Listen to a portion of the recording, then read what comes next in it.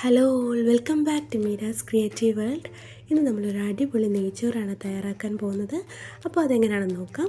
അതിനായിട്ട് ഞാനിവിടെ ഒരു 5 ഗ്ലാസ് അരി എടുത്തിട്ടുണ്ട്. ചെറിയ ജീരകശാല അരിയാണ് എടുത്തിരിക്കുന്നത്. അത് കഴുകി വാരി മാറ്റി വെച്ചിട്ടുണ്ട്. ഇനി നമ്മൾ നെയ്ച്ചോറ് തയ്യാറാക്കുന്ന ഒരു പാത്രത്തിലേക്ക് ഒരു 4 ടേബിൾ സ്പൂണോളം നെയ്യ് ഒഴിച്ചു കൊടുത്തിട്ടുണ്ട്. ഇതിലേക്ക് നമ്മൾ കാഷ്യൂ നട്ട്സും മുന്തിരിയും ഒന്ന് മൂപ്പിച്ചെടുക്കാം.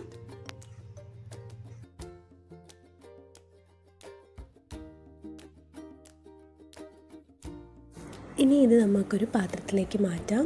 ശേഷം ഇതേ പാത്രത്തിലേക്ക് തന്നെ സ്പൈസസ് എല്ലാം ഇട്ട് കൊടുക്കുന്നുണ്ട്. അതൊന്ന് ഇളക്കിയതിന് ശേഷം 2 സവോള ചെറുതാക്കി അരിഞ്ഞത് ഇട്ട് കൊടുക്കുന്നുണ്ട്. അതൊന്ന് നന്നായിട്ട് വഴറ്റിയെടുക്കുക. അതിനുശേഷം നമ്മൾ കഴുകി വാരി മാറ്റി വെച്ചിരിക്കുന്ന അരി ഇട്ട് കൊടുത്ത് നന്നായിട്ടൊന്ന് ഇളക്കുക.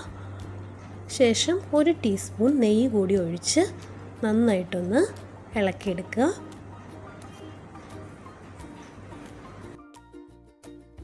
ഇനി 1 ഗ്ലാസ് അരിക്ക് 1.5 ഗ്ലാസ് അളവിൽ വെള്ളം എടുത്തിട്ടുണ്ട്.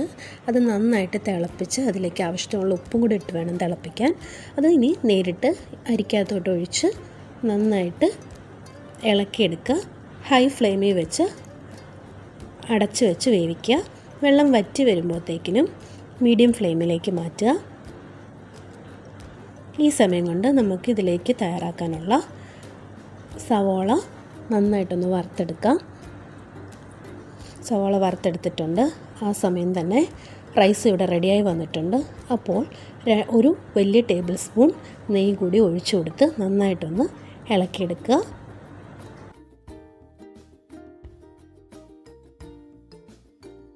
ഇനി ഫ്ലെയിം ഓഫാക്കിയതിന് ശേഷം ഒരു പിഞ്ച് ഗരം മസാല കൂടി ഇട്ട് കൊടുക്കുന്നുണ്ട്. അതേപോലെ 1 ടീസ്പൂൺ നെയ്യ് കൂടി ഒഴിച്ചു കൊടുത്ത് ഇനി നമ്മൾ വറുത്ത് വെച്ചിരിക്കുന്ന സവോള, കാഷ്യൂ നട്ട്സ്, മുന്തിരി ഇതിലേക്ക് വിതറി കൊടുക്കാം. ഇനി നമുക്ക് വേണ്ടത് ഒരു പിടി മല്ലിയിലയും പുതിനയിലയുമാണ്. അത് ചെറുതായിട്ട് ചോപ്പ് ചെയ്ത് ഇതിന് മുകളിലായിട്ടൊന്ന് വിതറി കൊടുക്കാം. അതിനുശേഷം അടപ്പ് വെച്ചൊന്ന് അടച്ച് 5 മിനിറ്റ് ലോ ഫ്ലെയിമിൽ ഇട്ട് കൊടുക്കുക. അതിനുശേഷം അടപ്പ് മാറ്റിയതിന് ശേഷം നന്നായിട്ടൊന്ന് ഇളക്കി എടുത്തു കഴിഞ്ഞാൽ നമ്മുടെ നെയ്ച്ചോറ് ഇവിടെ സെറ്റായി കഴിഞ്ഞ് നല്ല ടേസ്റ്റാണ്.